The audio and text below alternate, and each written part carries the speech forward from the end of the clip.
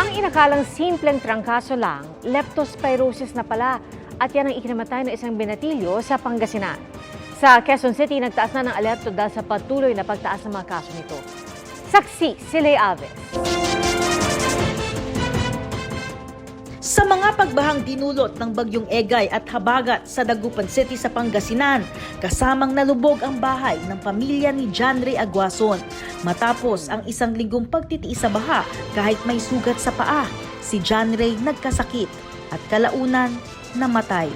Tinamaan na pala ito ng leptospirosis. Akala ko yun lang, trangkaso lang.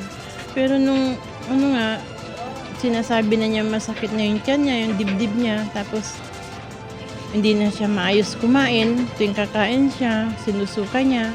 Isa si John Ray sa mahigit 200 namatay sa leptospirosis mula Enero. Ayon sa Department of Health, nagkaroon ng pagtaas ng kaso ng leptospirosis sa mga nakalipas na linggo sa mga lugar na binha dulot ng habagat at magkasunod na bagyong Egay at Falcon. Maaari pa po itong tumaas, lalo na may naranasan tayong pagbaha. Ang Quezon City nagtaas na ng alerto sa leptospirosis dahil sa patuloy na pagtaas ng mga kaso sa nakalipas na 2 linggo. Sa 64 na recent cases, 5 ang namatay.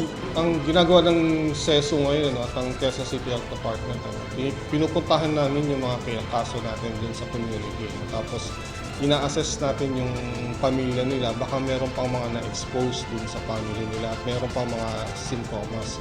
So kaya para mabigyan agad ng karapatang management. No? So kasi importante sa leptospirosis na maaga itong ma-assess. Ang leptospirosis ay sanhi ng bakterya na karaniwang nakukuha sa ihi ng hayop gaya ng daga.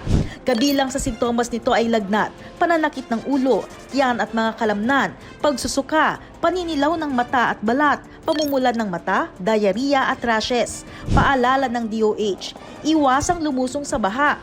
Kung di maiiwasan, maghugas at magsabon agad ng katawan at kumonsulta sa doktor oras na makaramdam ng mga sintomas. May available ding mga gamot sa mga health center. Hindi lamang po kidney damage ang maaari makuha natin sa leptospirosis. Pwede rin po tayo magkaroon ng meningitis,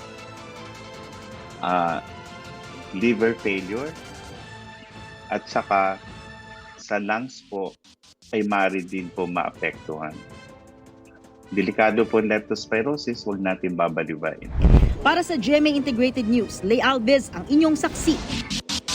Mga kapuso, sama-sama tayong maging saksi. Mag-subscribe sa GMA Integrated News sa YouTube. Para sa mga kapuso abroad, samahan niyo kami sa GMA Pinoy TV at sa www.gmanews.tv.